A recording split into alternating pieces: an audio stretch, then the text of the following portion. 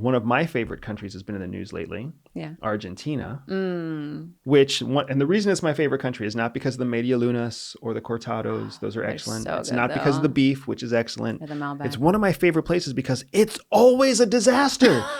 Argentina is always going through some kind of ridiculous chaos that's politically driven. Yeah. It's like on a 2 to 5 year cycle. It's just constant. And they're such close, they go back and forth between being allies with the U.S., not allies with the U.S., trading partners with the U.S., not trading partners with the U.S. And it's just it's comical. And that's a big part of why I like it, because you go there and you're kind of like, what's going to happen in Buenos Aires this week? You never really know. Yeah, I do find it. I mean, I also love Argentina. I spent the summer there and it was just magical. Although I did wish there was more variety in vegetables. I mean, like the beef and the wine was so amazing. That's your variety right there. Right, yeah, and lots of potatoes. But I do, I loved it there. I love the people. The culture is so amazing, and it is fascinating to watch what happens over the years politically. I actually had one of my law school instructors. There was a period in the 70s when there's this giant book about it, when there was a dictator and people were just disappearing, and he was actually an American teacher there. And he was actually kidnapped and tortured during that regime. Oh my gosh. And it was so fascinating to learn that history and to meet him and talk to him. And so to watch how the country has evolved over time has been really interesting. But just like you said, they're so unlike the other Latin American countries. And, they just had their presidential election. They just elected a new president. And he's so fascinating. He's making news everywhere, which is what's so interesting. Yes. Argentina doesn't make news. Yeah. It doesn't. Not unless you're looking for them.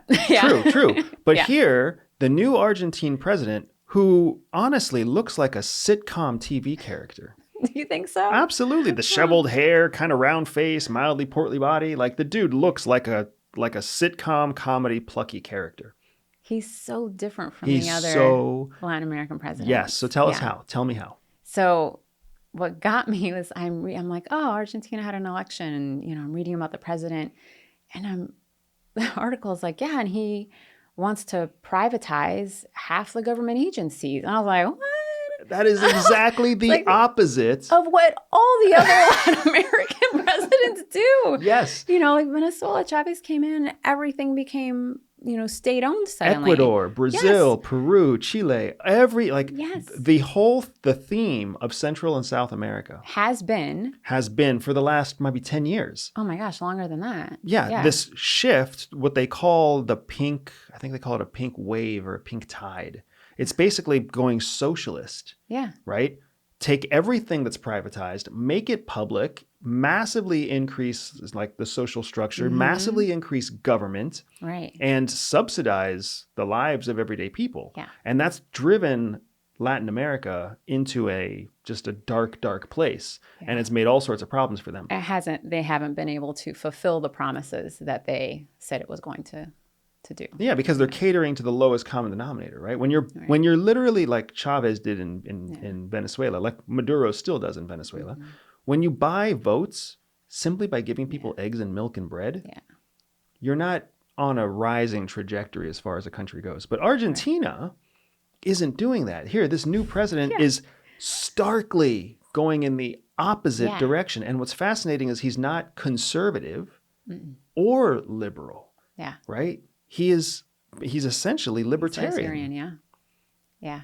And that's one of the reasons I find it so fascinating, is because there are a lot of people in the United States who feel the same way about libertarianism. Yes. Smaller government. Yep. And one of the interesting ideas that came out of what I was reading about what the president of Argentina wants to do is, by privatizing, by creating a smaller government, you're lowering taxes because you have a smaller government to support. And so just the entire this entire concept, I was really excited, because if he can get the government to move in the direction that he wants, we get to watch this experiment. Well, the good news does it work? The good news is, I mean, if he has his way, he's basically firing half of the government. It's fascinating. Right? And Because then, what he wants to do is take everything that's public and Mm-hmm. privatize it. To privatize what the government controls means you don't need government jobs. right. So he's going to create, theoretically, a huge amount of demand in the workforce for openings for new jobs. Yeah. And he's going to fire half of his existing government Right. in order to save the costs, because without public services, you don't have the right to tax the population. Right. Because you can't spend the tax base that you have because you're not actually running any services or functions. Mm-hmm. So they won't be able to tax people, which means they won't be able to pay their own people. They won't be able to pay government staff. So they'll fire staff and put new workforce into the public sector. Right. And then, or into the private sector, pardon me. And the private sector will then rise up and start creating more business efficiency, more services efficiency, more infrastructure efficiency. Yeah. And the way he's talking about it, it's going to be fast and drastic. Yeah. I mean, that's the theory. But anyways, And Argentina's the perfect place to do it because they're always in chaos. If you like this short clip, make sure you click here to see the next clip or here to see the full podcast episode.